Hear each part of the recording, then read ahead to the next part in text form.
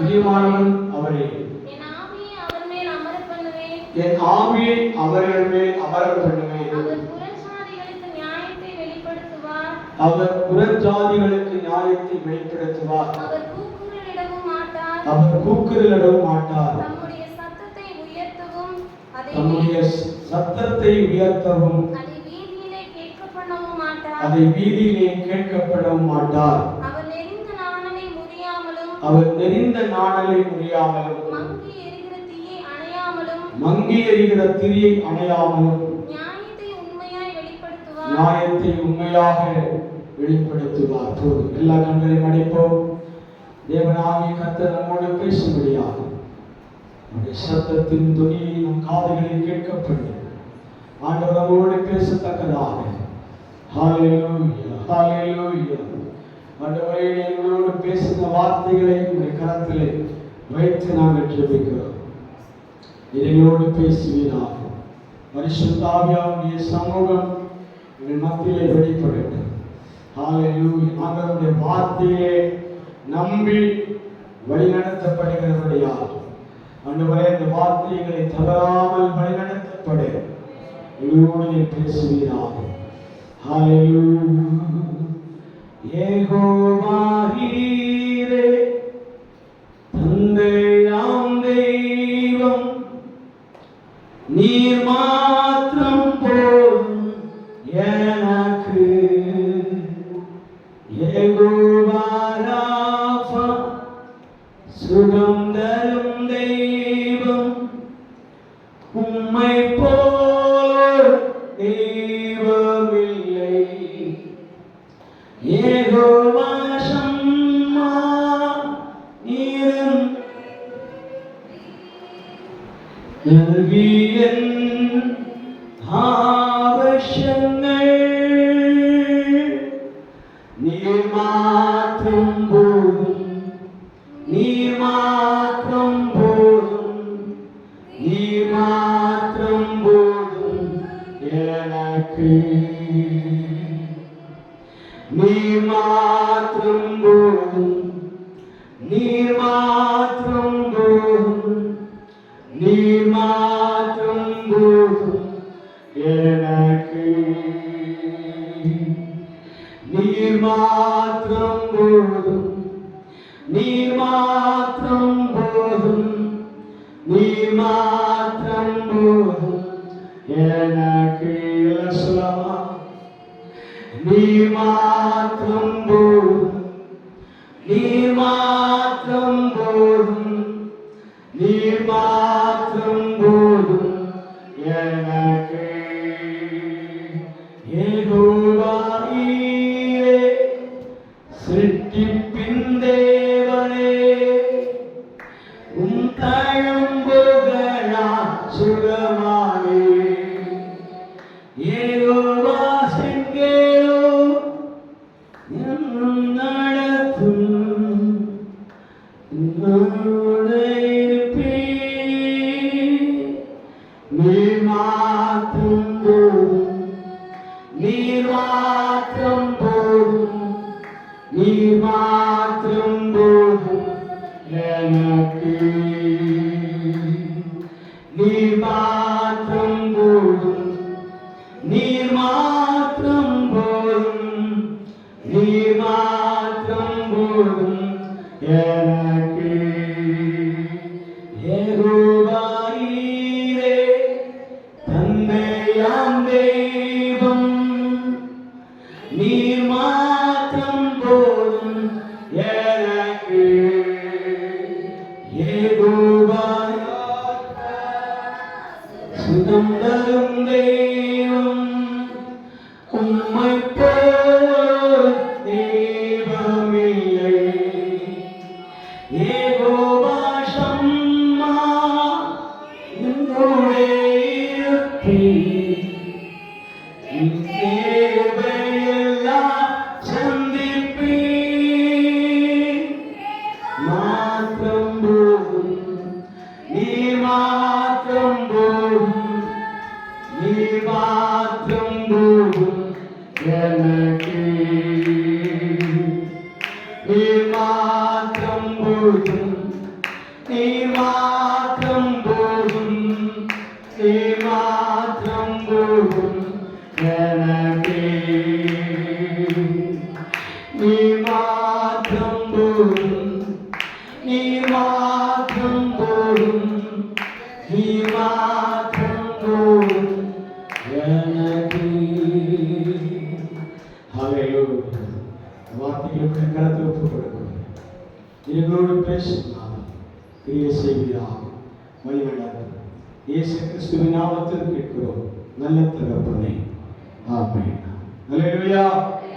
ஹல்லேலூயா சொல்லலாமா? வசனத்தில் எழுதப்பட்டிருக்கிறது, நான் தெரிந்து கொள்ளப்பட்டவர், என் ஆத்துமாவுக்கு பிரியமானவர் இவரே, என் ஆவியை அவர் மேல் அமரப்பட்டேன். அல்லேலூயா சொல்லலாமா? அல்லேலூயா. என் ஆவியை அவர் மேல் அமரப் பண்ணியிருக்கிறேன். அல்லேலூயா சொல்லலாமா? இன்று தேவன் தம்முடைய ஆவியை அல்லது பரிசுத்த ஆவியானவரை நம்மேல் ஊற்றும்படியாக, அமரப் பண்ணும்படியாக, தங்கி இருக்கும்படியாக தேவனாகிய கர்த்தர் ஒரு அபிஷேக மழையை நம்மில் ஊற்ற விரும்புகிறார். அல்லேலூயா சொல்லலாமா? ஏன்னா பிதாவாகிய தேவனுடைய திட்டங்கள் யாவும் குமாரன் மூலமாக நிறைவேற வேண்டும் என்பதற்காகவே பிதாவாகிய கர்த்தர் குமாரனை அபிஷேகம் பண்ணும்படியாக எசேயா தீர்க்கதரிசி 700 ஆண்டுகளுக்கு முன்பாகவே கிறிஸ்துவை குறித்த சுவிசேஷத்தை எழுதி வைத்திருக்கிறார். சொல்லலாமா? பழைய ஏற்பாட்டு புஸ்தகத்தில் சுவிசேஷமாக எசேயா தீர்க்கதரிசியை அடையாளப்படுத்துகிறார்கள். இருக்கிறீங்களா? அல்லேலூயா. அதாவது புதிய ஏற்பாட்டு புஸ்தகத்தில் 4 சுவிசேஷங்கள் உண்டு. ஒன்று மத்தேயு எழுதின சுவிசேஷம், மார்க் எழுதின சுவிசேஷம், லூக்கா எழுதின சுவிசேஷம், யோவான் எழுதின சுவிசேஷம் என்று 4 சுவிசேஷங்கள் புதிய ஏற்பாட்டு புஸ்தகத்தில் கொடுக்கப்பட்டிருக்கிறதை போல பழைய ஏற்பாட்டு புஸ்தகத்திலும் ஆகமங்களோடு கூட, தீர்க்க தரிசன ஆகமங்களோடு கூட, நியாயப்பிரமாண ஆகமங்களோடு கூட ஆண்டவர் சுவிசேஷமாக எசேயாவின் நாவை பயன்படுத்தினார். அல்லேலூயா சொல்லலாமா?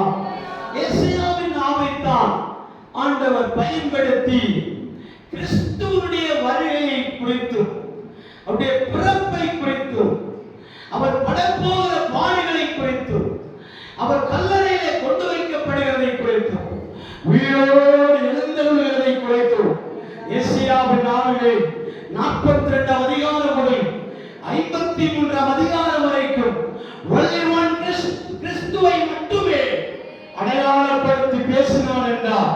பழைய ஏற்பாட்டு காலத்திலே யோவானை போல ஒரு சுவிசேஷகன் இருந்தான் என்றார். அது எசேயா மட்டுமே. அல்லேலூயா சொல்லலாமா? எசேயாவின் நாவை ஆண்டவர் பயன்படுத்தி சுவிசேஷ நாவாய் ஆண்டவர் மாற்றினார். அல்லேலூயா சொல்லலாமா? அப்படி இருக்கும்போது தேவனாகிய கர்த்தர் குமாரனை நம்முடைய திட்டத்திற்குள் கொண்டு வர ஆண்டவர் முதலாவது எடுத்துக்கொண்டது மனுஷ சாயலா இருந்தாலும் இந்த மனிதன் வெறும் பொம்மையா இருப்பானே என்று சொல்லி தம்முடைய ஆவியை அபிஷேகமாய் அவர் மேல் அமர பண்ணினார். அல்லேலூயா சொல்லலாமா?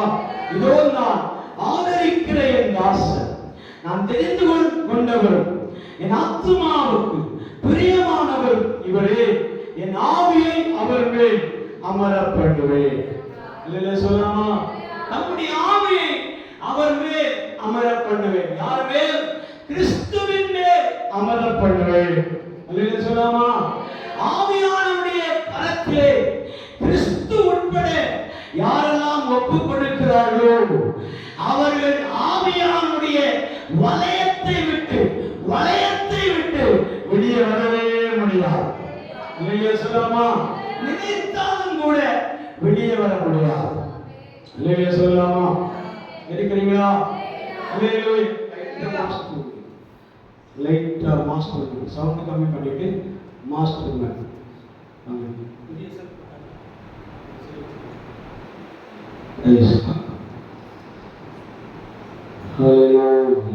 நன்றி நன்றி நன்றி நன்றி. Praise the Lord. Thank you.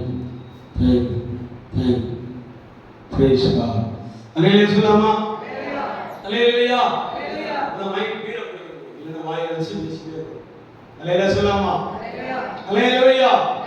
இதோ நான் ஆதரிக்கிற என் தாசன், நான் தெரிந்து கொண்டவர், என் ஆத்துமாவுக்கு பிரியமானவரும் இவரே. அல்லேலூயா சொல்லாமா?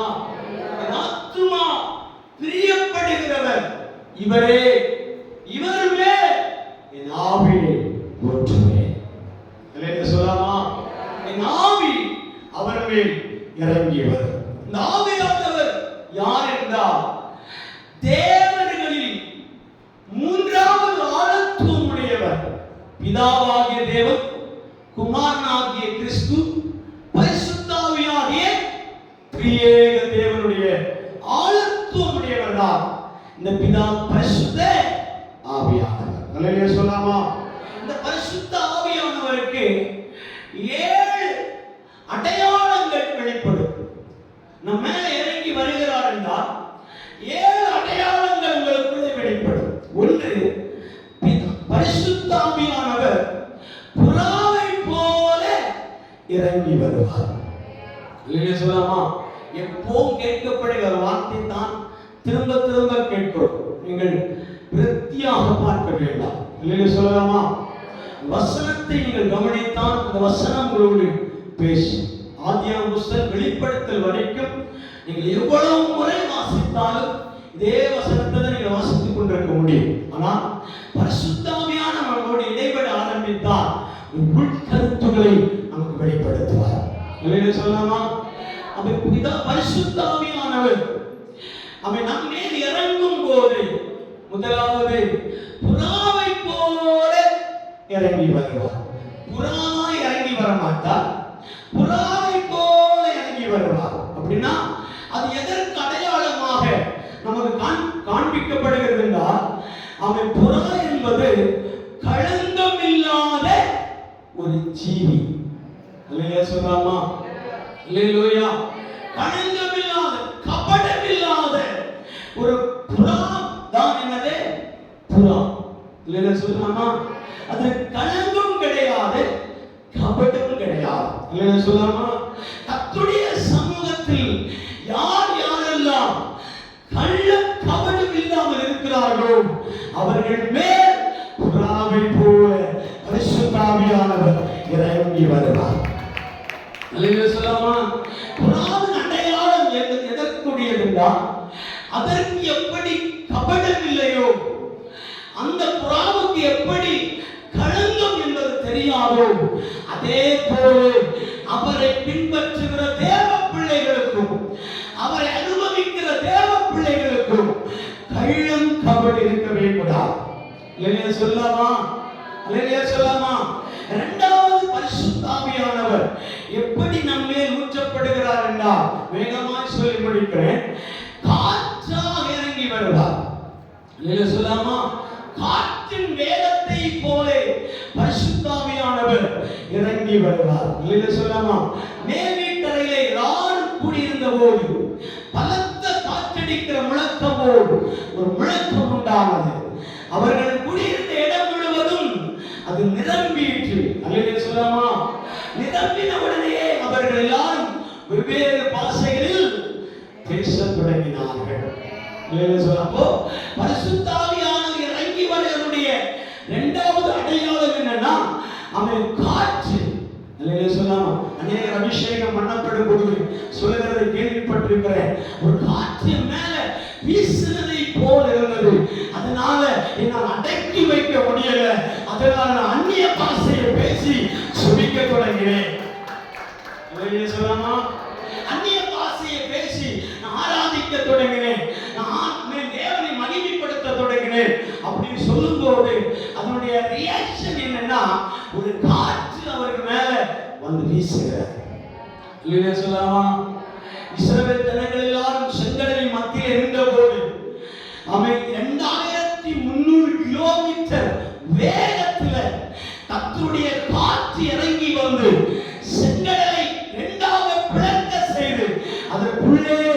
அவர்கள் வழிநடத்தப்பட்டார்கள். சொல்லலாமா? சொல்லலாமா? அந்த செங்கல் எப்படி பிளந்த தெரியுமா? நம்முடைய பர்த்டேக்கு, நம்முடைய பிள்ளைகளுடைய பர்த்டேக்கு கேக் எப்படி வெட்டி துண்டாக்குகிறது போல், அதே போல காற்றினுடைய வேகம் செங்கலை நடுவிலே விழுந்தவுடனே ஒரு கேக்கு துண்டாய் விலகிறதை போல அவன் 1.5 கிலோமீட்டர் அகலமாக அந்த தண்ணீர் பிளந்து போகிறது. அல்லேலூயா சொல்லலாமா? பரிசுத்த ஆவியானுடைய காற்றின் வேகம் அப்படி காணப்படுகிறது. அல்லேலூயா சொல்லலாமா? மூன்றாவதாக தேவனுடைய அபிஷேகத்தை எந்த அளவுக்கு ஒப்பிடப்பட முடியும் என்றால், ஆமென், பின்மாறி மழை போல ஆண்டவர் அபிஷேகத்தை ஊற்றுகிறார். அல்லேலூயா சொல்லலாமா? பின்மாறி மழை, ஒரு மழை சாரல் என்று சொல்வார்கள். அல்லேலூயா சொல்லலாமா? நிறைய பேர் அபிஷேகத்தை நிரம்பும் போது ஒரு வார்த்தை இப்படி சொல்லுகிறார்கள், அப்படியே பேசிருக்கிறது அப்படிமா. நான் செபிக்க செபிக்க குளிர் வந்ததை போல இருந்தது. சரீரம் முழுவதும் ஒரு குளிர் அனுபவத்தை நான் பார்த்தேன் என்று சொல்லுவார்கள். அது என்ன அடையாளம் என்று சொன்னால், பனி ஒரு மனிதனுடைய சிரசின் மேல் ஊற்றப்படும் போது, சரீரத்தின் மேல் படும்போது, நம்முடைய சரீரத்தில் இருக்கிற ரோமம் எல்லாம் எப்படி மெலிசரிக்கிறதோ அதே போல மழையில் நனைகிறதை போல் ஒரு அபிஷேகம் இறங்கி வரும். இல்லையா சொல்லாமா? நீங்கள் ஆராதிக்க ஆராதிக்க, நீங்கள் தேவனை துதிக்க துதிக்க, ஆண்டவரை மகிமைப்படுத்த அவன் ஆரம்பிக்கிற பொழுது உங்களுக்குள்ளே ஒரு மழை சாரல் இறங்கி வருகிறதை போல அபிஷேகத்தை நீங்கள் உணர முடியும். இல்லையா சொல்லாமா? நான்காவதாக இந்த அபிஷேகத்தினுடைய அடையாளம் எப்படி இருக்கும் என்றால், சுட்டெரிக்கிற அக்கினி எப்படி நமக்கு முன்பதாக இருக்கிறதோ அதே போல அந்த அபிஷேக அக்கினி நம்மை ஒரு தீ எரிகிறதை போல அபிஷேகம் இறங்கி வரும். அல்லேலூயா சொல்லலாமா? அக்கினி நெருப்பு எப்படி இருக்கிறதோ அதே போல ஆவியானவர் இறங்கி வருகிறதை நமக்கு பார்க்க முடியும். அல்லேலூயா சொல்லலாமா? 120 பேர் குடியிருந்த இடத்திலே கடைசியாக எழுதப்பட்டிருக்கிறது, அக்கினிமயமான நாவுகள் அவர்கள் மேல் வந்து இறங்கிற்று. இல்லையா சொல்லாமா? அல்லேலூயா.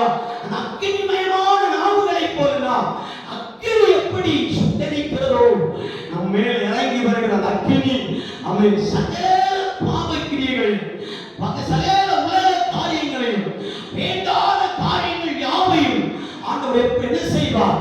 சுட்டரிப்பார். அல்லேலூயா சொல்லலாமா? அல்லேலூயா சொல்லலாமா?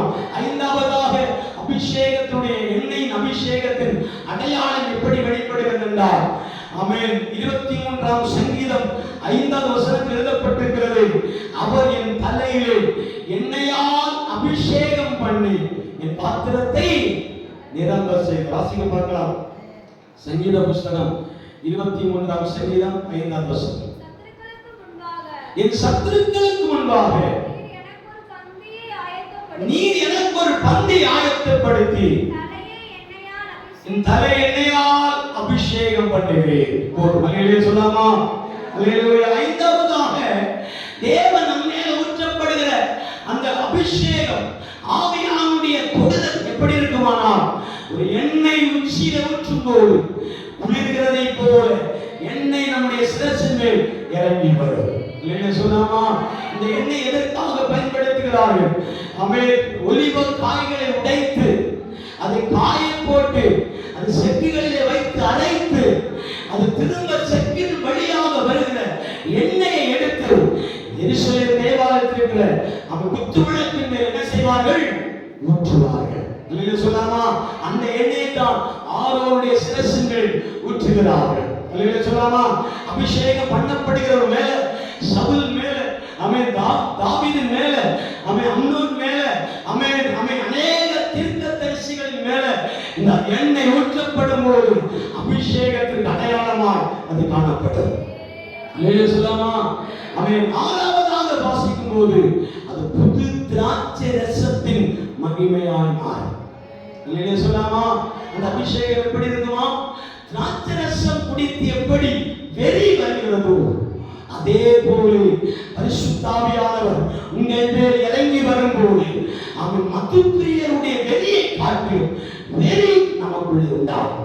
இல்லையா சொல்லாமா? அதான் கலிலேய புருஷர்கள் அவன் மாளிகை முன்னே ஆராதித்துக் கொண்டிருக்கிறதை பார்த்து இப்படி சொல்லுகிறார்கள், மதுப்பிரியரே ஏன் இப்படி புலம்புகிறீர்கள்? என்ன சொல்லாமா? உங்களுக்கு இப்படி புலம்புவதற்கு என்ன வந்தது அப்படின்னு கேட்கும்போது அவர்கள் சொல்லுகிறார்கள், நாங்கள் மதுப்பிரியர்களை போல புலம்பாமல் எங்கள் மேல் அபிஷேக தைலம் ஊற்றப்பட்டிருக்கிறபடினால் அந்த அபிஷேகம் தான் திராட்சரசத்தின் மகிமையை எங்களுக்குள்ளே கொண்டு வந்திருக்கிறது. அல்லேலூயா சொல்லாமா? அல்லேலூயா. ஏழாவதாக இடத்திலே வாசிக்கும் போது கர்த்தருடைய அபிஷேகம் மகிமையின் மேகம் போல் இறங்கி வரும். சொல்லாமா? 7 காரியத்தை சொல்லியிருக்கிறேன். ஒன்று புறாவை போல் இறங்கி வருகிற அபிஷேகம், இரண்டாவது காற்றாய் வருகிற அபிஷேகம், மூன்றாவது மழை போல் வெளிப்படுகிற அபிஷேகம், நான்காவது சுட்டெரிக்கிற அக்கினியாய் வெளிப்படுகிற அபிஷேகம், ஐந்தாவதாக எண்ணெய் ஊற்றி அபிஷேகம் பண்ணுகிற அபிஷேகம், ஆறாவது புது திராட்சரசத்தை போல் ஊற்றுகிற அபிஷேகம், ஏழாவது மகிமையின் மேகமாகும். அல்லேலூயா சொல்லாமா? ஒரு மேகம் எப்படி நமக்கு மழை கொடுக்கும்படியாக அடையாளம் வெளிப்படுகிறதோ அதே போல அபிஷேகமும் ஒரு மேகம் போல் இறங்கி வரும். அல்லேலூயா சொல்லாமா? இஸ்ரவேல் ஜனங்கள் சொல்லுகிறார்கள், எங்களை நடத்தின கர்த்தர் அவர் பகலிலே மேக ஸ்தம்பத்தை போலவும் இரவிலே அக்கினி ஸ்தம்பத்தை போலவும் எங்களுக்குள்ளே வெளிப்பட்டார். அல்லேலூயா சொல்லாமா? அல்லேலூயா. மேக ஸ்தம்பத்தை போலவும் அக்கினி ஸ்தம்பத்தை போலவும் கர்த்தர் நமக்கு எப்படி இருக்கிறார்? வெளிப்படுகிறார். அல்லேலூயா சொல்லாமா? அல்லேலூயா. டாக்டர் வில்லியம் கேரி என்று சொல்லப்படுகிற உன்னதமான ஊழியக்காரன் இப்படி ஒரு வார்த்தை எழுதி முடித்தார். என்ன தெரியுமா? அவன் கிறிஸ்தவ வாழ்க்கை என்பது அவன் ஒரு பெரும் அடையாளம் அல்ல, இந்த கிறிஸ்தவ வாழ்க்கை அனுபவம் என்று சொல்கிறார். இல்லையா சொல்லாமா? கிறிஸ்தவ வாழ்க்கை வெறும் அடையாளம் அல்ல. புறாவை போல் இறங்குவார், காற்றை போல் இறங்கி வருவார், அக்கினி நாவை போல் இறங்கி வருவார், அப்படியெல்லாம் சொல்லி 7 காரியத்தை சொல்லி இருக்கிறேன். அவன் அப்படியெல்லாம் இருப்பது உண்மைதான். ஆனால் தேவன் அவன் வில்லியம் கேரி மூலமாக சொல்கிறார், அவன் இந்த கிறிஸ்தவ வாழ்க்கை என்பது அவன் வெறும் அடையாளம் அல்ல, அது அனுபவமாக இருக்கிறார்.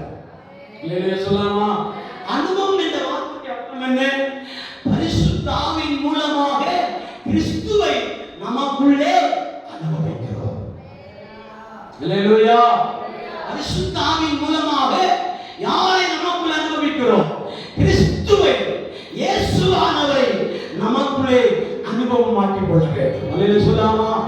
இந்த அனுபவத்தின் வழியாக பரிசுத்த ஆவியானவர் நம்மேல் இறங்கி வரும்போது நமக்குள்ளே ஒரு தோற்றல் உண்டாக வேண்டும், ஒரு எண்ணங்கள் உருவாக வேண்டும். அந்த பரிசுத்த ஆவியானவர் எனக்குள்ளே இறங்கி வருகிறார், நானோ அவர் மூலமாக கிறிஸ்துவை எனக்குள் தரித்துக் கொள்கிறேன். அல்லேலூயா சொல்லாமா? அல்லேலூயா சொல்லாமா? கிறிஸ்துவை எனக்குள் தரித்துக் கொள்கிறேன் என்று சொல்லுகிறார். அநேக வசனங்களை நான் எழுதி வைத்திருக்கிறேன். நான் நேரமில்லாதனால அந்த காரியத்தை மறைத்து ஆண்டுடைய வசனத்துக்கு நேராக நம்முடைய சிந்தனைகளை திருப்ப போகிறேன். அல்லேலூயா சொல்லாமா? அல்லேலூயா. தேவனுக்குள்ளே 9 காரியங்கள் மறைந்திருக்கிறது என்பதை குறித்து வேதத்தில் எழுதப்பட்டிருக்கிறது. ஒன்று, அவர் தேவனாயிருந்தார். இரண்டாவது, கூடி வருகிறதில் இருந்தார், ஐக்கியமாக இருந்தார், சிற்றிப்பில் இருந்தார், மனிதனாக இருந்தார், பூரணமுள்ளவராக இருந்தார், புதிய ஆரம்பமாக இருந்தார், நிறைவுள்ளவராக இருந்தார். அல்லேலூயா சொல்லாமா? அல்லேலூயா சொல்லாமா? நிறைவானது வரும்போது குறைவானதெல்லாம் ஒழிந்து போகும். அல்லேலூயா சொல்லாமா? ஏன் உங்க வாழ்க்கையில இன்றும் குறைகளோடு, இன்றும் அவன் பலவீனத்தோடு, இன்றும் தேவ சமூகத்திலாம் அவன் ஒன்றுமில்லாமல் இருக்கிற காரணம் என்ன தெரியுமா? நிறைவான இயேசு நம் வாசலுக்கு வெளியே இருக்கிறார். அல்லேலூயா சொல்லாமா? நிறைவாக இருக்கிற தேவன் வாசலுக்கு வெளியே நின்று கொண்டிருக்கிறார்.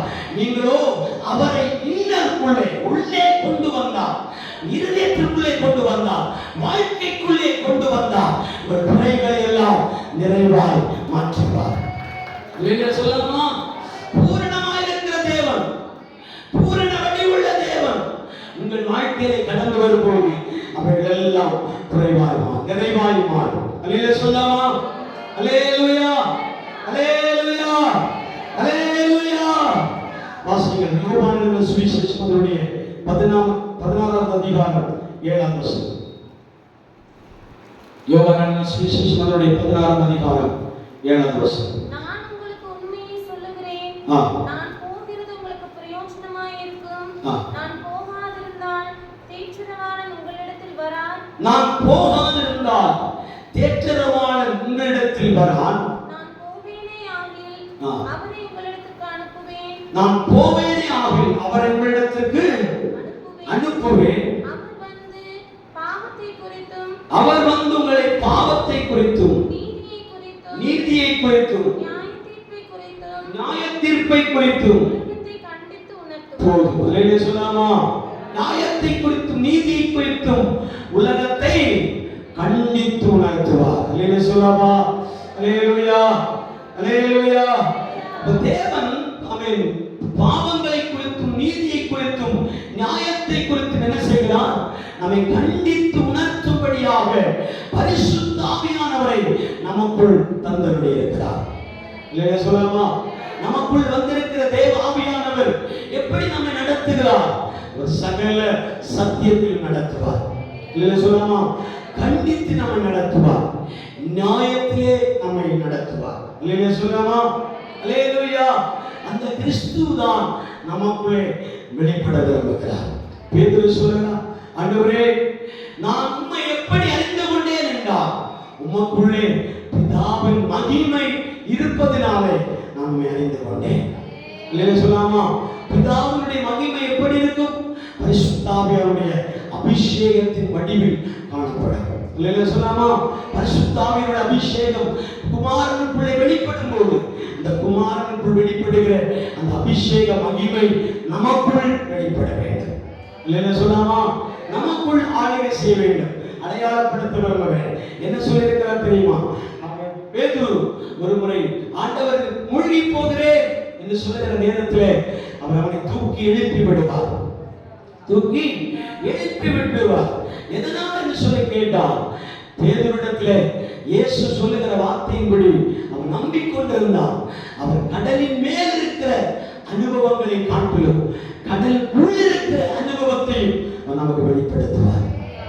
அல்லேலூயா சொல்லாமா? அல்லேலூயா. கடலுக்குள்ளே மீனுக்கும் ஆண்டவர் கட்டளையிடுவார். கடலுக்குள்ள இருக்கிற மீன்களிடத்தை ஆண்டவர் பேசுவார். அல்லேலூயா சொல்லாமா? அல்லேலூயா, அல்லேலூயா சொல்லாமா? மீனை பார்த்து ஆண்டவர் பேச முடியும். மீனிடத்திலே கர்த்தர் கட்டளையிடுவார், பேதுருவிடத்திலே போ, எனக்கு வேண்டிய ஆமென் நாணயம் அவரிடத்தில் இருக்கிறது, வெள்ளிப்பணம் அங்கே இருக்கிறது. இல்லையா சொல்லாமா? அல்லேலூயா. வெள்ளிப்பணத்தை நீ எடுத்து ராயனுக்குரியதை ராயனுக்கும் எனக்குரியதை எனக்கு என்ன செய் கட்ட வேண்டும் என்று சொல்லுவார். அல்லேலூயா சொல்லாமா? அல்லேலூயா. மார்க்கு சுவிசேஷத்திலே இந்த சம்பவத்தை வாசிக்கும் போது அங்கே எழுதப்பட்டிருக்கிறது, பிள்ளையானவன் அவன் எப்படி பிறந்தான் என்பதை குறித்து, பிள்ளையானவன் எப்படி வளர்ந்தான் என்பதை குறித்து, இல்லையா சொல்லாமா? பிள்ளையானவன் எப்படி நடத்தப்பட்டான் என்பதை குறித்து அங்கே எழுதப்பட்டிருக்கிறார். இல்லையா சொல்லாமா? இயேசு சாதாரணமாக இந்த உலகத்தில் வெளிப்படவில்லை. இயேசு சாதாரணமாக இந்த உலகத்தில் கடந்து வரவில்லை. அதில் ஒரு வசனத்தை நான் தேடிக்கொண்டிருக்கிறேன். என்ன வசனம் தெரியுமா? ஒரு கன்னிகை கர்ப்பவதியாகி ஒரு குமாரனை பெறுவார். இல்லையா சொல்லாமா? இயேசு சாதாரணமாக இந்த உலகத்தில் வந்திருந்தால், ஒரு புருஷன் வழியாக வந்திருந்தால் அவரை தெய்வமாக நாம் நமஸ்கரிக்க முடியாது. ஆனால் இங்கே எழுதப்பட்டிருக்கிறது, கிறிஸ்து பிதாவானவர் தம்முடைய மகிமையை அவர் மேல் அபிஷேகமாய் ஊற்றி இருக்கிறார். அல்லேலூயா, அல்லேலூயா சொல்லாமா? லூக்கா சுவிசேஷம் 2ஆம் அதிகாரம் 40வது வசனம் என்று நினைக்கிறேன். வசனத்தை தெரிந்த வாசிக்க பார்க்கலாம். ஒரு கன்னிகை கர்ப்பவதியாக எழுதப்பட்டிருக்கிறது.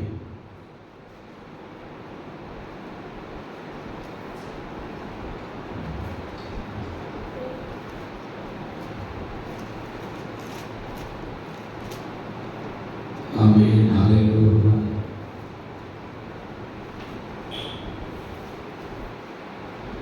மத்தேயு சுவிசேஷம் 1ஆம் அதிகாரம் 18ஆம் வசனம். இயேசு கிறிஸ்துவினுடைய ஜனனத்தின் விபரமாவது, அவருடைய தாயாகிய மரியாள் யோசேப்புக்கு நியமிக்கப்பட்டிருக்கையில் அவர்கள் கூடி வரும் முன்னே அவள் பரிசுத்த ஆவியினாலே கர்ப்பவதியானாள் என்று காணப்பட்டது. அவள் பரிசுத்த ஆவியின் மூலமாக என்ன செய்யப்பட்டிருக்கிறார்? கர்ப்பம் தரிக்கப்பட்டிருக்கிறார். இல்லையா சொல்லலாமா? இல்லையா சொல்லலாமா? அவர் பரிசுத்த ஆவியின் மூலமாக என்ன செய்யப்பட்டிருக்கிறார்? கர்ப்பம் தரிக்கப்பட்டு. எஸ்ஐயா தீர்க்கதரிசி இதைத்தான் அடையாளப்படுத்தி 42ஆம் அதிகாரத்திலே சொல்லிக்கொண்டே இருக்கிறார். என்ன சொன்னார்? அவர் நான் தெரிந்து கொண்டவரும் என் ஆத்துமாவுக்கு பிரியமானவரும் இவரே, என் ஆவி அவர் மேல் அமரப் பண்ணுவேன். அல்லேலூயா சொல்லாமா? அல்லேலூயா. அப்ப கிறிஸ்து எப்படி பிறந்தார் என்றால் யோசேப்புக்கும் மரியாளுக்கும் இணைந்து பெற்றவன் அல்ல. அல்லேலூயா சொல்லாமா? அங்க எழுதப்பட்டிருக்கிறது, ஒரு கன்னிகை கர்ப்பவதியாகி அவள் ஒரு குமாரனை பெற்றெடுத்தார். அவளை பரிசுத்த ஆவியானவரே பெற்றெடுத்தார். அல்லேலூயா சொல்லாமா? அப்ப கிறிஸ்து வெளியே வந்திருக்கிறார் என்றால் சாதாரணமாய் வரவில்லை. வேத சரித்திரத்தில், உலக சரித்திரங்களில் ஒரு கன்னி கர்ப்பம் தரித்து குழந்தையை பெற்றெடுத்த சரித்திரம் எங்கேயுமே இல்லை. அல்லேலூயா சொல்லாமா? அல்லேலூயா. இயேசுவை தவிர அவருக்கு முன்னும் இல்லை, அவருக்கு பின்பாடும் யாரும் என்ன செய்யவில்லை. ஒரு கன்னிகை கர்ப்பம் தரித்து குழந்தை பெற்றெடுக்கவில்லை. அப்படியானால் இயேசு பிறப்பே பரிசுத்த ஆவியானுடைய பிறப்பு. அல்லேலூயா சொல்லாமா? இயேசு பிறந்திருக்கிறார் என்றால் அது பரிசுத்த ஆவியானுடைய அவன் வழி நடத்துதலோடு அவர் என்ன செய்திருக்கிறார்? பிறந்திருக்கிறார். அல்லேலூயா சொல்லாமா? அல்லேலூயா. நாமும் தேவனுடைய சமூகத்திலே பரிசுத்த ஆவியானவரோடு உள்ள அந்த அனாயிண்டிங்கில் என்ன செய்ய வேண்டும்? பிறந்திருக்க வேண்டும். நிக்கோதேமு ஆண்டவரை பார்த்துபடி கேட்பான், ஆண்டவரே நான் இன்னும் பிறக்க வேண்டுமானால் என்ன செய்ய வேண்டும்? அவர் சொல்லுகிறார், நீங்கள் ஜலத்தினாலும் ஆவியினாலும் என்ன செய்கள்? பிறக்க வேண்டும். மறுபிறப்பு எல்லா தேவ பிள்ளைகளுக்கும் நிச்சயமாக வர வேண்டும். அல்லேலூயா சொல்லாமா? நாம் மறுபடியும் பிறக்காமல் நம் கர்த்தருடைய வாழ்க்கையை, ஆவிக்குரிய வாழ்க்கையை நாம் செய்யவே முடியாது. அல்லேலூயா சொல்லாமா? அல்லேலூயா சொல்லாமா? ஒருமுறை தாயின் கர்ப்பத்திலிருந்து பிறந்த யாவரும் பரிசுத்த ஆவியானுடைய கர்ப்பத்தில் பிறந்து வெளியே வர வேண்டும் என்று ஆண்டவர் நம்மிடத்தில் கேட்கிறார். அல்லேலூயா சொல்லாமா? அல்லேலூயா சொல்லாமா? அது எப்படி பிறந்து வெளியே வர வேண்டும் என்றால் ஜலத்தினாலும் ஆவியினாலும் ஒருவன் பிறந்திருக்கிறான் என்றால் அவனை பரிசுத்த ஆவியானவர் தனக்கென்று கர்ப்பம் தரித்திருக்கிறார் என்ற அடையாளம். அல்லேலூயா சொல்லாமா? புரிந்திருக்கிறவர்களுக்காக ஸ்தோத்திரம். அல்லேலூயா. ஒருவன் ஆண்டவருடைய பிள்ளையாய் மாற வேண்டும். நான் கிறிஸ்டியானிட்டியாய் மாற வேண்டும். நான் தேவனுடைய பிள்ளையாய் மாற வேண்டும் என்பவர்கள் கிறிஸ்து எப்படி பரிசுத்த ஆவியினால் பிறந்திருக்கிறாரோ அதே போல நீங்களும் நானும் பரிசுத்த ஆவியானவருடைய கர்ப்பத்தரிப்பினால் பிறந்திருக்க வேண்டும். இல்லையா சொல்லாமா? அப்போஸ்தலனாகிய பவுல் ஒரு வார்த்தை படி சொல்லுகிறார், நீங்கள் எல்லாரும் இயேசுவின் பிள்ளைகளாய் மாற வேண்டும் என்பதற்காக நான் என்ன செய்கிறேன்? கர்ப்ப வேதனைப்படுகிறேன். இல்லையா சொல்லாமா? நீங்கள் யாவரும் ஆவிக்குரியவர்களாய் மாறும்படி, கர்த்தருடைய பிள்ளைகளாய் மாறும்படி, தேவனுடைய பிள்ளைகளாய் மாறும்படிக்கு நீங்கள் எப்படிப்பட்டவர்களாக இருக்க வேண்டும் என்று விரும்புகிறார். நானோ உங்களை குறித்து கர்ப்ப வேதனைப்படுகிறேன். இல்லையா சொல்லாமா? அப்ப நீங்கள் இன்றும் தாயின் கர்ப்பத்திலிருந்து பிறந்திருந்தாலும் உங்களை குறித்து ஆண்டவர் சொல்லுகிற வார்த்தை, நீங்களோ மறுபடியும் பிறக்க வேண்டும். அல்லேலூயா. மறுபடியும் பிறந்த ஒரு வாழ்க்கை நமக்குள்ளே வருமானால் நீங்கள் நிச்சயமாக கர்த்தர் உயிர்த்தெழுந்ததை போல, கர்த்தர் ஜெயத்தை எடுத்ததை போல, கர்த்தர் நம்மை வெற்றி கொண்டதை போல நீங்களும் நானும் தேவ சமூகத்திலே வெற்றியாளனாய் மாற முடியும். அல்லேலூயா சொல்லலாமா? அல்லேலூயா சொல்லலாமா? இரண்டாவதாக எழுதப்பட்டிருக்கிறது, பிள்ளை வளர்ந்தது. அல்லேலூயா சொல்லலாமா? யாரிடத்திலே வளர்ந்தது? பரிசுத்த ஆவியானவரிடத்திலே அது வளரத் தொடங்கினது. அல்லேலூயா சொல்லலாமா? அல்லேலூயா. பிள்ளையானவன், அந்த வசனத்தை நீங்கள் வாசிக்க பார்க்கலாம். இரண்டாவது பிள்ளை வளர்ந்தது. பிள்ளை பிள்ளை வளர்ந்து வளர்ந்து ஆவியிலே பலன் கொண்டது. போதும் சொல்லாமா? இது உட்கருத்து நிறைய இருக்கிறது. நான் தேவ சமூகத்தில் வார்த்தைகளை மட்டும் சொல்லி நான் ஜெபிக்க விரும்புகிறேன். சொல்லாமா? அநேக இந்த வார்த்தையை குறித்து நீங்கள் அலசிக்கொண்டே இருக்கிறீர்கள். ஆனால் அந்த வார்த்தை நமக்கு அழகாக வெளிப்பட வேண்டிய வார்த்தைகள். அதனால நான் அந்த வார்த்தைகளை மட்டும் சொல்லி ஜெபிக்க விரும்புகிறேன். அல்லேலூயா சொல்லாமா? இப்ப சந்தோஷமா? அல்லேலூயா. இப்ப சந்தோஷமா இருக்கிறீங்களா? ஒன்றும் புரியல, அந்த வார்த்தை மட்டும் போயிட்டே இருக்கு அப்படி சொல்றவங்களுக்கு தைரியப்படுத்துறேன். வார்த்தையை மட்டும் சொல்லிட்டு போறேன், நீங்க தைரியமா இருக்கலாம். அதுல கரெக்டா 11:30க்கு முடித்து தேவ சமூகத்தில் நிறைவு செய்ய முடியும். அல்லேலூயா சொல்லாமா? அல்லேலூயா சொல்லாமா? அல்லேலூயா. கர்த்தரோ பரிசுத்தாவின் மூலமாக பிறந்தது மாத்திரமல்ல, பரிசுத்தாவின் மூலமாக வளர்க்கப்படுகிறார். அல்லேலூயா சொல்லாமா? அவர் வளர்ந்த இடம் விசித்திரமான இடம். இல்லையா சொல்லாமா? அவர் பிறந்த இடம் விசித்திரமான இடம். அவர் வளர்க்கப்பட்ட இடம் விசித்திரமான இடம். இல்லையா சொல்லாமா? ஏதோ அரண்மனையிலே 2 சாஸ்திரிகள் கடந்து போனார்கள். இத்தனை பேர் 2 சாஸ்திரிகள் போகிறார்கள். இங்கே நாசரனாகிய இயேசு பிறந்ததை கேள்விப்பட்டிருக்கிறோம். அவரை நீ பார்த்தீர்களா என்று கேட்டவுடனே அந்த ஏரோதுடைய குணாதிசயம் இங்கே நான் வெளிப்படுத்த விரும்புகிறேன். இல்லையா சொல்லாமா? ஏரோது எப்படிப்பட்டவன் தெரியுமா? தன்னுடைய பதவியை தங்க வைக்க வேண்டும் என்று விரும்புகிறார். இல்லையா சொல்லாமா? தன் பதவியின் மேல் அதீத ஆசை கொண்டவர். இல்லையா சொல்லாமா? தன்னுடைய சிங்காசனத்தை யாருக்குமே விட்டுக் கொடுக்காத மனிதன். இல்லையா சொல்லாமா? மலையாளத்தில் ஒரு வார்த்தை சொல்வார்கள், ஆமென், கசார களின்னு சொல்வாங்க. இல்லையா சொல்லாமா? இருக்கிறீங்களா? இல்லையா சொல்லாமா? அதிகாரம், ஆமென், ஆசை கொண்டவர், நாற்காலிக்கு ஆசை கொண்டவர். அவனிடத்திலே போய் கேட்டான். அவனே தன்னுடைய பதவிக்காக தன் சகோதரனை கொன்ற சரித்திரம் உண்டு. இல்லையா சொல்லாமா? தன் சகோதரனை கொன்ற ஒரு வரலாறு எழுதப்பட்டிருக்கிறது. அப்படிப்பட்டவனிடத்திலே போய் கேட்கிறார்கள். நசரனாகிய கிறிஸ்து இங்கே பிறந்திருக்கிறதை கேள்விப்பட்டிருக்கிறோம். இல்லையா சொல்லாமா? அந்த ஏரோது உடனே என்ன செய்தான் தெரியுமா? நல்ல விஷயம் தான், பரவாயில்லதான், அவர் பிறந்திருக்கிறாரா அப்படின்னு கேட்டுட்டு நல்லதை போல நடித்து மறைந்த உடனே, அவர்கள் வெளியே போன உடனே தன்னுடைய மந்திரிமார்களை அழைத்துக் கொண்டு வந்து நாசரேத்தில் 9 வயதுக்குட்பட்ட அனைத்து பிள்ளைகளையும் கொன்றுவிட வேண்டும் என்று சொன்னார். இல்லையா சொல்லாமா? அனைத்து பிள்ளைகளும் சாக வேண்டும் என்று சொன்னார். அப்படி கொல்லப்பட்டவர்கள் 100க்கும் மேற்பட்டவர்கள், செத்து மடிந்த சாகப்பட்ட குழந்தைகள் சாக கொடுக்கப்பட்ட இடத்தின் நடுவிலே இயேசு பரிசுத்த ஆவியானவரால் வளர்க்கப்பட்டிருக்கிறார். அல்லேலூயா சொல்லாமா? பிறந்தது அதிசயம், அவர் வளர்ந்தது அதிசயம். அல்லேலூயா சொல்லாமா? 3வது அவர் நடத்தி கொண்டு போகப்பட்டது அதிசயம். அல்லேலூயா சொல்லாமா? பரிசுத்த ஆவியானவரே தன்னை வனாந்தரத்துக்கு நேராக வழி நடத்தினார். அல்லேலூயா சொல்லாமா? நாமாகவே உபத்திரவத்தை தேடி போகக்கூடாது. நாமாகவே சோதனையை தேடி போகக்கூடாது. இல்லையா சொல்லாமா? நாமாகவே கஷ்டத்தை வருத்திக் கொள்ளக்கூடாது. இல்லையா சொல்லாமா? நாமாகவே சுமையை சுமக்க விரும்பக்கூடாது. பரிசுத்த ஆவியானவர் அந்த இடத்திலே கொண்டு போகிறார் என்றால் எஸ் மாஸ்டர் என்று சொல்லி நாம் அதை ஏற்றுக்கொள்ள தயாராக இருப்போமானா வனாந்தரம் வயல்வெளியாய் மாறும். அல்லேலூயா சொல்லாமா? கடுவெளி கழித்து ஈவனோனை போல செழிக்க தொடங்கும். அல்லேலூயா சொல்லாமா? பள்ளங்கள் எல்லாம் நிரம்ப ஆரம்பித்தார். இயேசு 40 வருடம் வனாந்தரத்திலே நம் இஸ்ரவேல் ஜனங்களால் சாதிக்க முடியாததை 40 நாளில் இயேசு வனாந்தரத்திலே சாதித்தார். காரணம் என்று பரிசுத்த ஆவியானவர் அவரை வழி நடத்தினார் என்று எழுதப்பட்டிருக்கிறார். கரங்களை காட்டி அந்நிய பாஷைகளை சொல்லி நம் தேவனை மகிமைப்படுத்தலாமா? நான் முடிக்க விரும்புகிறேன்.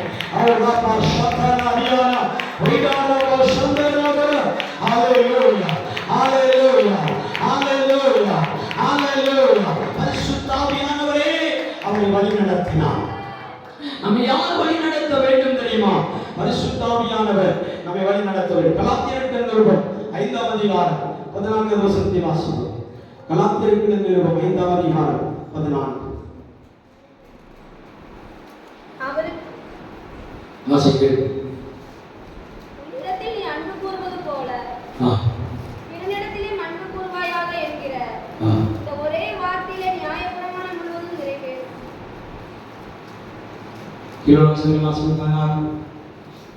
பின்னும் நான் சொல்லுகிறது என்னவென்றால் ஆவிக்கேற்றபடி நடந்து கொள்ளுங்கள். ஆவிக்கேற்றபடி நடந்து கொள்ளுங்கள். அப்பொழுது மாம்ச இச்சைகளை நிறைவேற்றாது இருப்பீர்கள். அல்லேலூயா சொல்லாமா? அல்லேலூயா சொல்லாமா?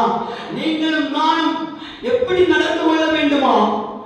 ஆவிக்கேற்றபடி நடந்து கொள்ளுங்கள். அல்லேலூயா சொல்லாமா? ஆவியானவர் உங்கள் மேல் அமர்ந்திருக்கிறாரா?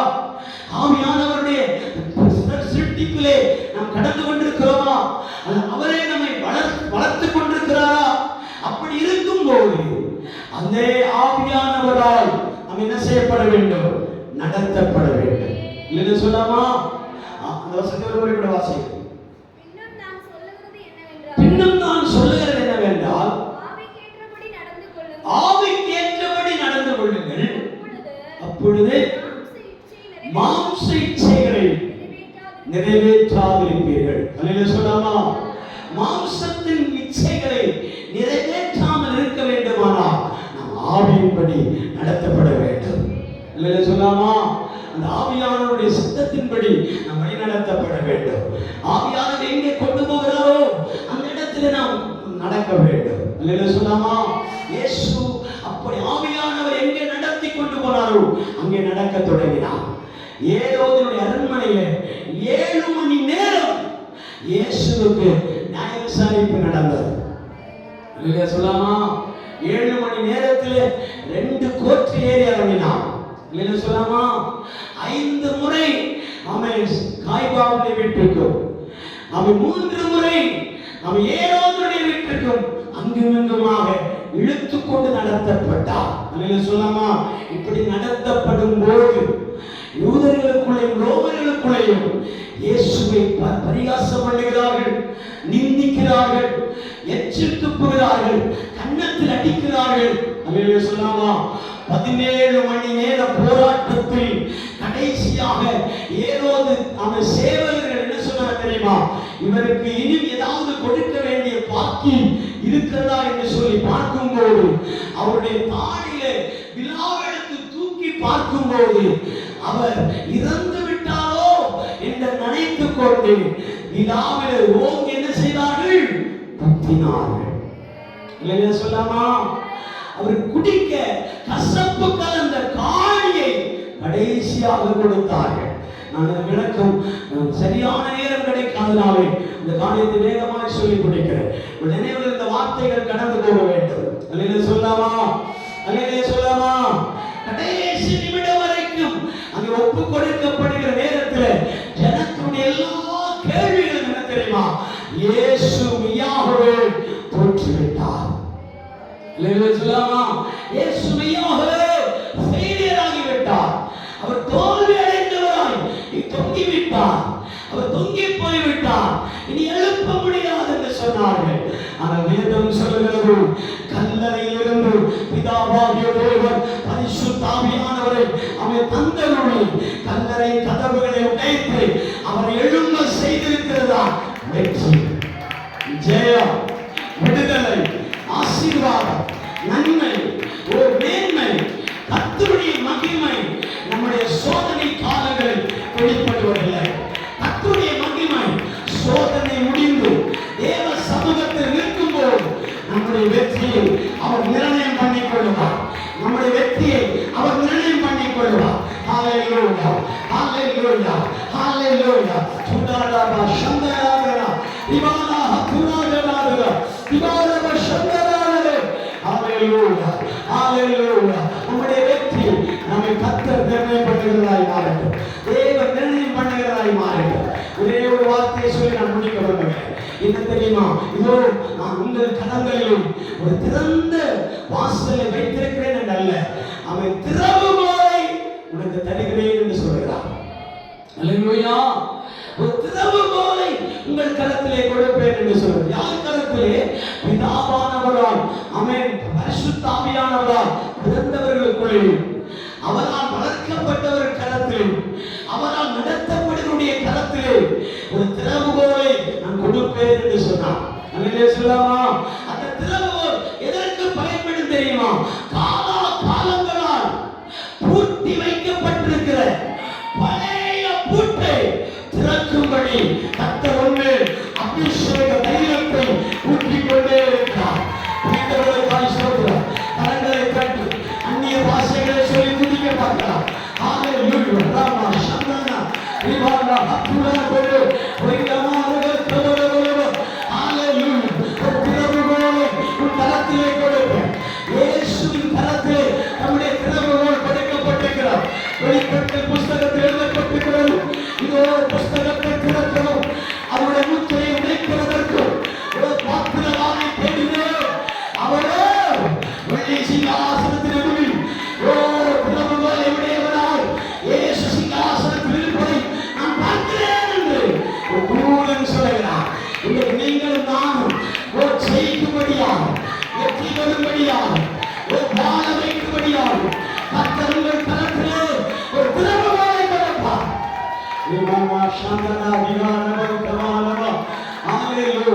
அந்த திறவுகோல் எதற்கு பயன்படுகிறது? சொல்லியிருக்கிற பழைய காலத்தில் இருக்கிற சரித்திரங்களையும் அது திறந்துவிடும். பழைய பழைய பூர்வ காலத்தில் இருக்கிற பழைய இரும்பு கதவுகளை பூட்டி வைத்திருந்த பூட்டுகள் துருப்பிடித்திருக்கிற பூட்டுகளையும் திறந்து உள்ளே இருக்கிற மகிமையை உனக்கு வெளிப்படுத்தும்படியாக பரிசுத்த ஆவியானவர் அவர் உங்கள் மேல் இறங்கி வரப்போகிறார். உங்கள் மேல் இறங்கி வரப்போகிறார். ஹalleluya. உங்கள் மேல் இறங்கி வரப்போகிறார். பரிசுத்த ஆவியானவருடைய அபிஷேகம் உங்களை பலப்படுத்த போகிறது. உங்கள் மேல் இறங்கி வரப்போகிறார். ஹalleluya ஹalleluya ஹalleluya ஹalleluya ஹalleluya. இயேசு ஒரு வார்த்தை இப்படி சொன்னார், நின்றதல்ல அவர் என்னை நிறுத்தினார். இல்லையா சொல்லாமா? இந்த ஒரு சரணத்தை மட்டும் பாடி நான் ஜெபிக்க வருவேன். என்னோட கோஆபரேட் பண்ணுங்க. மலையாள பாடல். நின்னதல்ல நான் தெய்வம் நம்மை நிறுத்தியதா, நெடியதெல்லாம் தெய்வம் எல்லாம் தன்னதல்லே, நின்னதெல்லாம் தெய்வம் நம்மை நிறுத்தியதா, நெடியதெல்லாம் தெய்வம் எல்லாம் தன்னதல்லே, நடத்திய வீரங்களை போற்றிடும்போ நன்றியோடு நான் துதிப்பாயா, நடத்திய வீரங்களை போற்றிடும்போ நன்றியோடு நான் துதிப்பாயா, குற்றத்தோடும் செயல்கள் தெய்வத்தின் சோற்றம் இதுவரை கருணிய ரட்சகரே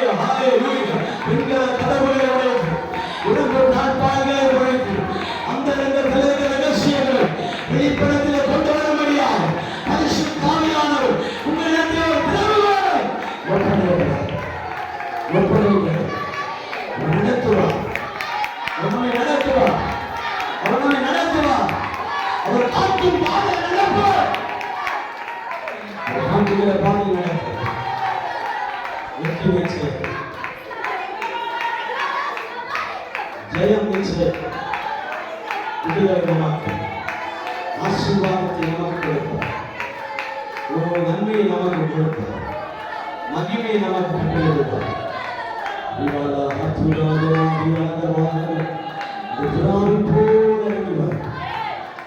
அது மேகத்தை போல இறங்கி வரும், அது காட்சிகளை போல இறங்கி வரும், அது அக்கினி நாவுகளை போல இறங்கி வரும், அது என்னை அபிஷேகமாய் இறங்கி வரும். அவர் நம்மை எப்படி இறங்கி வந்தார், அவர் நம்மை பிறப்பிக்கிறவர், நம்மை வளரப்படுகிறவர், நம்மை நடத்துகிறவர், நம்மை பிடிக்குட்படுத்துகிறவரா, மத்தியில் வெளிப்படுவாரா, மத்தியில் வெளிப்படுவாரா. அவருடைய பலத்திலே அவர் உதவி செய்தார், பலத்திலே அவர் நடந்தார், பலத்திலே அவர் வளர்க்கப்பட்டார். ஜெயிக்கலாம் இல்லை கர்த்தருடைய சமூகத்தில் ஜெபமாக இருக்கும் பொழுது ஸ்ரீ தேவ சமூகத்தில் கடைசி கூட்டத்தின் ஆசீர்வாதங்களுக்காக ஜெயிப்போம். மகா பரிசுத்தமும் இறக்கும் நிறைந்த பரலோகத்தின் ஆண்டவரே, இந்த ஆசீர்வதிக்கப்பட்டதான ஆண்டவரே, இந்த மனமகிழ்ச்சி நோய்வு நாடு ஆண்டவரே, இந்த மத்தியான வேலைக்காக நன்றியோடு துதிக்கிறோம், ஸ்தோத்திரிக்கிறோம் நாதா. ஆண்டவரே, சிங்காசனத்தை விட்டு இறங்கி எங்கள் மத்தியிலே உலாவி வந்த மகத்துவமான கிருபைகளை நன்றியோடு துதிக்கிறோம், ஸ்தோத்திரிக்கிறோம். ஆண்டவரே, பரிசுத்தமான தேவன் ஆண்டவரே, ஸ்தோத்திரம். ஆண்டவரே, மனிதர்களாகிய நீர் எங்களிடத்திலே வாசம் பண்ணுவதற்கு ஆண்டவரே, இந்த ஆலயமும் ஆண்டவரே நாங்களும் எம்மாத்திரம் என்று சொல்லி சாலமோனுடைய சமூகத்தில ஆண்டவரே மண்டியிட்டு விண்ணப்பம் பண்ணின பொழுது இப்படியாக எங்களுக்கு போதிக்கிறது. ஆண்டவரே, வானத்திலிருந்து ஆண்டவரே அப்பா சோதனுடைய மகிமை இறங்கி எருசலேமின் ஆலயத்தை மூடினது போல ஆண்டவரே, இந்த மத்தியான வேளையில ஆண்டவருடைய மகிமை மேகத்தினால் எங்கள் ஆலயம் முழுவதையும் என் ஆண்டவர் கூடாரம் விட்டு அணைத்துக் கொண்ட மகா பெரிய கிருபைகளை துதிக்கிறோம், ஸ்தோத்திரிக்கிறோம் நாதா. இந்த ஒவ்வொரு பிள்ளைகளையும் என் தேவன் விசேஷமாக நீர் ஆசீர்வதிப்பீராக. நான் இன்னமும் மகிமைப்படுவேன் என்று சொன்னவர் ஆண்டவரே, ஜாதிகள் மூலமாகவும் ராஜ்யங்களின் மூலமாகவும் ஆண்டவரே அப்பா ஸ்தோத்திரம். ஆண்டவரே, நான் நாளே கர்த்தர் என்று சொல்லி சகல ஜனங்கள் உணர்வதற்கு தகப்பனே உம்முடைய மகிமை ஆண்டவரே, என்னாலும் இங்கே வாசம் பண்ணுகிற கிருபைகளை நீ துதிக்கிறார். ஆண்டவரே, கேட்ட ஒவ்வொரு வார்த்தைகளையும் என் தகப்பன் ஆசீர்வதிப்பீராக.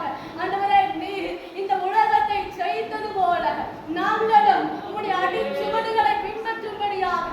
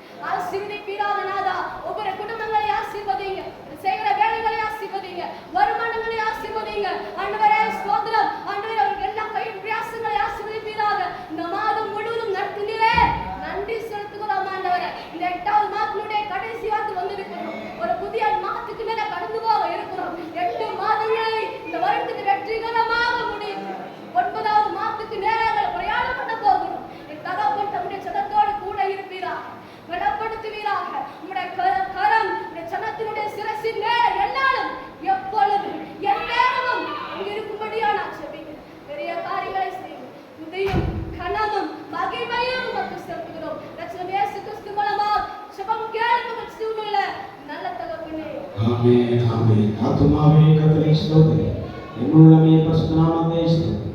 என் ஆத்துமாவே கர்த்தரை ஸ்தோத்திரி.